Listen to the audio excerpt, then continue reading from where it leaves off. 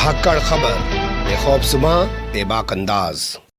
धाकड़ खबर के news room से मैं आपके साथ हूं अकरम रईस खान। यूं तो घटना वारदात कल शाम की है, लेकिन हल्ला हंगामा मीडिया के जरिए आज सुबह से खड़ा किया जा रहा है, जिसके बाद योगी सरकार भी एक्टिव नजर आ रही है। बल्कि कहना कुछ गलत ना होगा कि योगी सरकार तो इस पूरे मामले को लेकर प्रोएक्टिव हो चुकी है, क्योंकि आदित्यनाथ योगी जो उत्तर प्रदेश के मुख्यमंत्री हैं वो खुद गोरखपुर पहुंच गए हैं। पहले से ही राज्य स्तर के और केंद्र स्तर के बड़े बड़ी एजेंसियों के बड़े बड़े अधिकारी वहां डेरा डाले हुए हैं। एटीएस और एनआईए जैसी जांच एजेंसियां इस पूरे मामले में आतंकवाद के तार तलाशने में लगी हुई है। जी हां, ध्यान से सुनिए, गौर से सुनिए, आतंकवाद के तार तलाशने में लगी हुई है, क्योंकि दावा किया जा रहा है कि हमलावर ने धर्म विशेष के नारे लगाते हुए, हमलावर मुस्लिम है और धर्म विशेष के नारे कौन से लगाएगा, वो अल्लाह अकबर ही बोल रहा होगा या कुछ और बोल रहा होगा, धर्म विशेष के नारे लगाते हुए पीएससी के जवानों पर हमला किया है। और उन पीएससी के जवानों पर हमला किया है जो उत्तर प्रदेश के मुख्यमंत्री आदित्यनाथ योगी के मठ की रक्षा कर रहे थे। आप जानते हैं गोरखपुर के अंदर जो मठ है उसका नाम है गोरक्षधाम पीठ, और वहीं के महंत हुआ करते हैं आदित्यनाथ योगी, जो पहले महंत बने, बाद में 5 बार के सांसद बने और अब 2 बार के मुख्यमंत्री बन चुके हैं। लोग कहते हैं कि उत्तर प्रदेश में लखनऊ नाम मात्र की राजधानी रह गई है। पूरा का पूरा काम गोरखपुर में बनी मठ रूपी नई राजधानी से किया जाता है। हम आपके सामने कुछ बयान रखेंगे, जिसमें बड़े अधिकारियों का बयान रखेंगे, जिसमें एडीजी अखिल कुमार का बयान हमारे पास है, जो कह रहे हैं साहब धार्मिक नारे लगाते हुए उस शख्स ने हमला किया है। और उसी के साथ हम आपके सामने 2 चश्मदीदों के बयान रखेंगे, जिसमें से एक है पुलिस वाला जो होमगार्ड है, इस पूरे मामले में घायल हुआ है और उन पीएससी के जवानों को बचाने के लिए मौके पर दौड़ा था और हमलावर ने इस पर भी हमला किया है। इसके अलावा एक महिला है जो अपने आप को सेविका बता रही है गोरक्षधाम पीठ की, उसने भी पूरा आंखों देखा हाल बयान किया है। उन दोनों के बयान जब आप सुनेंगे और एडीजी का बयान आप सुनेंगे तो आपको खुद समझ में आ जाएगा कि जो चश्मदीद हैं, जो प्रत्यक्षदर्शी हैं, वो नहीं बता रहे हैं कि धार्मिक नारा लगाया गया था। कैसे कैसे बोलती हुई तस्वीरों की ज़बानी पूरी कहानी सामने आई है, खुद ही देख लीजिए। मुझे लगता है कहानी शुरू करूं उससे पहले आपको ये बता देना ज़्यादा बेहतर होगा कि हुआ क्या है। देखिए, कल शाम का वक्त बताया जा रहा है। गोरक्षधाम पीठ के एक दरवाजे पर, एक रास्ते पर पीएससी के कुछ जवान जो है सिक्योरिटी कर रहे थे। उसी दौरान आरोप है, वैसे सीसीटीवी पूरा सामने आ चुका है, तमाम चीज़ें हैं, लेकिन पत्रकारिता का सिद्धांत यही कहता है कि जब तक आरोप साबित ना हो जाए तब तक यही शब्द इस्तेमाल किया जाए। आरोप है या पुलिस ने दावा किया या किसी और के जरिए कोई दावा किया गया है। आरोप है कि अहमद मुर्तज़ा अब्बासी नाम का एक शख्स वहाँ पहुँचता है, उसके पास एक बैग है, बैग में से वो एक बांका मतलब निकाल लेता है, धारदार हथियार, और पीएससी के जवानों पर हमला कर देता है। ये सीसीटीवी फुटेज सामने आया है उस पूरे मामले को लेकर। काफ़ी देर बाद जो पीएससी के जवान हैं उसको काबू करते हैं और उसके बाद वो भी जम के उसकी कुटाई पिटाई करते हैं। उसके बाद उसको अस्पताल में भर्ती कराया गया। पीएससी के जवान भी अस्पताल में भर्ती हैं। इस बाबत एफआईआर दर्ज करके मामले की जाँच शुरू कर दी गई है। लेकिन इस मामले में अहम मोड़ तब आ गया जब एडीजी जोन जो हैं अखिल कुमार, उनका बयान सामने आया। उन्होंने पहले घटनास्थल पर मंदिर के बाहर खड़े होकर बताया कि साहब धार्मिक नारे लगाते हुए उसने हमला किया। फिर उन्होंने अस्पताल के बाहर खड़े होकर बयान जारी करके बताया कि धार्मिक नारे लगाते हुए अहमद मुर्तज़ा अब्बासी ने हमला किया है। उनका यह बयान जब सामने आया और हमारे पास जब 2 बयान पहले से मौजूद थे तो सवाल खड़े हो गए। क्या सवाल खड़े हो गए उनसे आपको बाद में रूबरू कराएंगे या आप खुद उनको समझ जाएंगे। अभी आप सुन सकते हैं एडीजी जोन अखिल कुमार। आज शाम करीब 7 बजे मंदिर के जो द्वार है, मेन गेट पे खुलता है, वहाँ पर हमारे 2 पीएससी के जवान ड्यूटी पे थे। उनके ऊपर अचानक एक व्यक्ति हमला कर देता है। हाथ में एक लंबा सा हथियार था उसके पास, धारदार हथियार, जिससे वो हमला करता है, जिससे एक सिपाही तो तुरंत इंजर्ड हो जाता है। वो लगातार उस पर हमला करता रहता है। बाकी जब उपस्थित पुलिस कर्मी है उसको जब ये बात पता लगती है और देखता है, उन्होंने रिस्पॉन्ड करते हैं, तो वो फिर अपने हथियार को लेके गेट के अंदर भागता है और पास में ही पीएससी का पोस्ट है, वहाँ जाकर हमला करने की कोशिश करता है। वहाँ पे कुछ जो उपस्थित जवान है उसको पकड़ने की कोशिश करते हैं और वो लगातार हमला करता रहता है। फिर एक जवान ने हिम्मत दिखा के अनिल नाम का, अनुराग नाम का हमारा पीएससी कांस्टेबल है, उसने हिम्मत दिखा के वो उसको पकड़ने की कोशिश, पास में ही धैर्य रखा पुलिस ने, वहाँ पर काफ़ी धैर्य रखा, जबकि वो हमला लगातार एक धारदार सब्जेक्ट से रखा था। धैर्य रखते हुए उन्होंने फिर एक पास का बांस प्रयोग करके उसको ओवर पावर करता है। फिर पब्लिक भी आ जाती है और उसको ओवर पावर कर लेती है। जो प्रथम दृष्टया अभी पता चला है कि ये जो व्यक्ति है ये गोरखपुर का ही रहने वाला है। इसका नाम अहमद मुर्तजा है और इसके बारे में हम लोग छानबीन कर रहे हैं। इस दौरान जब ये हमला कर रहा था तो धार्मिक नारे भी दे रहा था।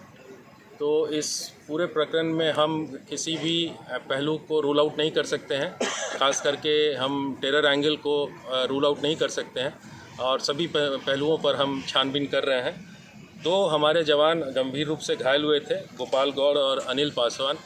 दोनों को चूँकि बगल में ही मंदिर का अस्पताल है, उसको तत्काल वहाँ पे उपस्थित पुलिसकर्मियों ने हॉस्पिटल ले जाते हैं, जहाँ उनका फर्स्ट एड हो जाता है। वहाँ डॉक्टर्स ने बड़े अच्छे ढंग से उसको हैंडल किया।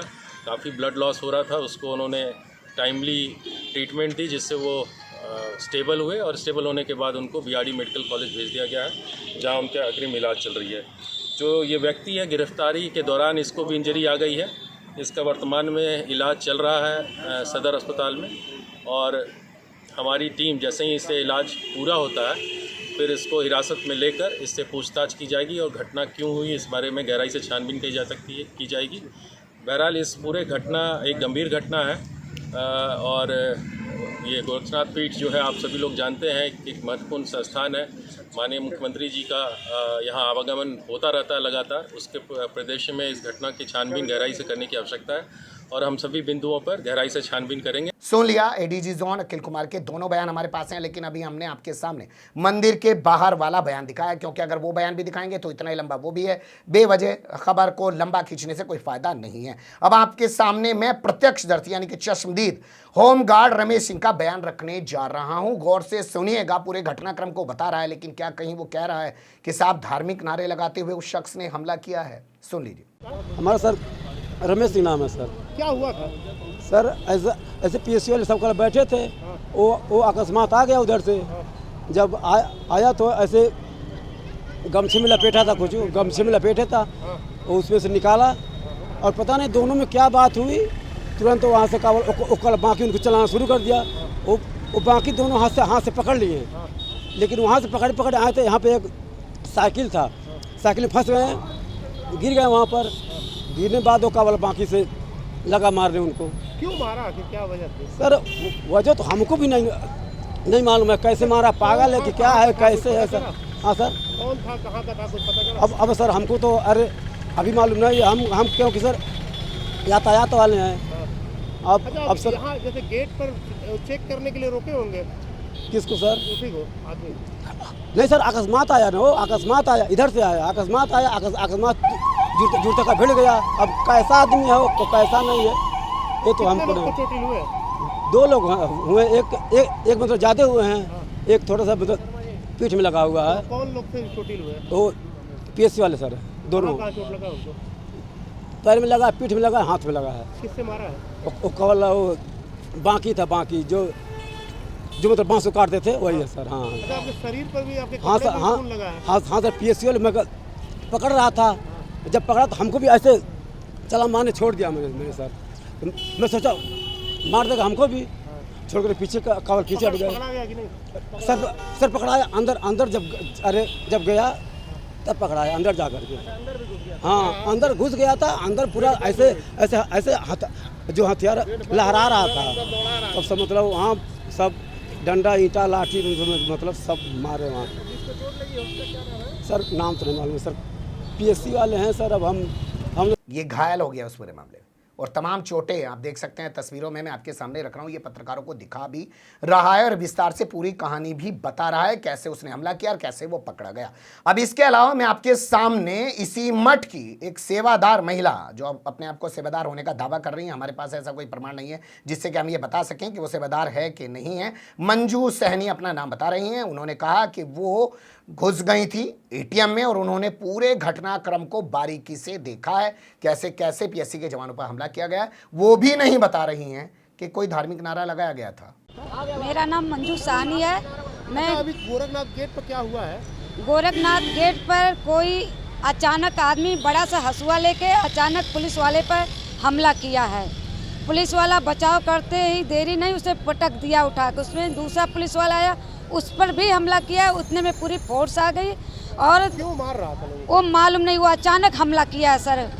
अचानक हंसुए से देख रही थी क्या? मेरे सामने का आंखों देखा है सर। कितने घंटे पहले हुआ? ये मुश्किल से 40-50 मिनट हो रहा है, इसी के अंदर की बात है ये। कैसा था वो कम से कम काला सा था और कोई साफ सुथरा नहीं था, थोड़े गंदे में ही था, ना ज़्यादा गंदगी में था ना ज़्यादा साफ सुथरा था वो। और पता चला क्यों मार रहा था ऐसे? नहीं सर, इसका अभी पता नहीं चला। वो अचानक हमला किया पुलिस वाले पर। पुलिस वाले जवानों के ऊपर मार रहा था क्या? हाँ, पुलिस वाले पर ही हमला किया, तुरंत उठा के पटका और तुरंत मारने भी जाए तो उतना दूसरा पुलिस वाला किया, उसे पे ही हमला किया है ये। और उतने कितने पुलिस वाले घायल हुए? पुलिस वाले सर 3-4 तो घायल जरूर होंगे। उतना में मैं अपनी जान बचा के खुद ATM के अंदर छिपी थी सर। उतने बहुत सी फोर्स है, किसी का मान का नहीं था। वो पकड़ गया? पकड़ गया है। कैसे पकड़े लोग? वो पूरी फोर्स थी, पुलिस की फोर्स थी, अपना पब्लिक थी, ईटा पत्थर चला, किसी तरह से लोग दौड़ा के उसको पकड़े हैं लोग। सुनने मारा, उसको मेडिकल के लिए भेजा गया है। क्या नाम है आपको? मंजू साहनी, मैं गोरखनाथ मंदिर से जुड़ी हूँ। कहाँ रहते हो? मैं रसूलपुर में रहती हूँ। बस ये दोनों चीज़ें आपके सामने रखनी थी। इसके अलावा तो तमाम मीडिया है, आपको दिखाई रहा है। ACS अवनीश अवस्थी मौके पर पहुंच चुके हैं, NIA को एक्टिव कर दिया गया है, ATS के बस की काम नहीं रहा है और इस मामले के तार अब देश ही नहीं विदेशों तक जोड़ने की कोशिश की जा रही है, क्योंकि इस छात्र के पास एक लैपटॉप मिला है और इस छात्र के पास एक टिकट भी मिला है। इसके परिवार के लोग कह रहे हैं कि मंदबुद्धि है, दिमागी तौर पर बीमार है, इसका इलाज चल रहा है। तो यहाँ पर पुलिस और बहुत सारे भाजपाई सवाल उठा रहे हैं कि जब इसका दिमाग चला हुआ है, ये ठीक से काम नहीं करता, तो इसके पास टिकट कहाँ से आया, इसके पास लैपटॉप जो 1.5 महीने पहले इसने खरीदा है वो कहां से आया और इसने आकर यहां पर ही हमला क्यों किया। आपने सुन ही लिया होगा ADJ जोन को, वो बता रहे हैं कि ये यहीं गोरखपुर के सिविल लाइन का रहने वाला है और बॉम्बे IIT से इसने मैकेनिकल इंजीनियरिंग की है। अब जो भी चीज़ें सामने निकल के आएगी आगे रखने की कोशिश करेंगे, लेकिन अभी बोलती हुई तस्वीरों की ज़बानी ये कहानी ज़रूर आपके सामने रखी कि क्या वाकई में उसने धार्मिक नारे लगाए हैं या धार्मिक नारे लगाने का एंगल अब जोड़ा जा रहा है। क्योंकि हम लोग जानते हैं ये वही गोरखपुर पुलिस है जिसने कानपुर के मनीष गुप्ता को पीट पीट कर मौत के घाट उतार दिया था और यहाँ का SSP डॉक्टर विपिन ताड़ा कह रहा था कि वो गिर के मर गया। तो जब उसके बयान पे एतबार नहीं किया गया था तो आज क्या इनके बयान पर सीधे सीधे एतबार करना चाहिए या चश्मदीदों के बयान पर एतबार करना चाहिए, ये सब चीज़ें आप पे छोड़ते हैं। बने रहिएगा धाकड़ खबर के साथ। कमेंट्स के रूप में आप लोग अपनी राय दे सकते हैं, खबर को लाइक कर सकते हैं, चैनल को सब्सक्राइब कर सकते हैं और ज़्यादा से ज़्यादा हमारी खबरों को शेयर कर सकते हैं। फिर ऐसे ही किसी सुलगते हुए या उलझते मुद्दे लेकर मैं आपके सामने हूँगा हाजिर। फिलहाल अभी मुझे दें इजाज़त।